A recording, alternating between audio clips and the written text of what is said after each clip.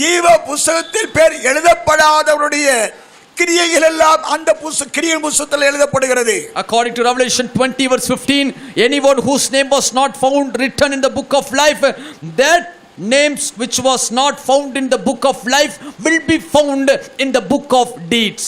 ஆனபடியால் வெள்ளை சிங்காசன நியாயத்தீர்ப்பு என்றாலே கிரியைகளின் புஸ்தகங்களில் உள்ளவர்களுக்கு மாத்திரம் அவருடைய பாவங்கள் பாவ கிரியைகள் எழுதப்பட்டு இருக்கிறவை சார்ந்தே அவர்களுக்கு இரண்டாம் மரணத்தில் அக்கினி கடலில் தண்டனை கொடுக்கப்படுகிறது. Second death, which is the eternal judgment. This white throne judgment is especially made prepared for the people who are sinners from the beginning till the end.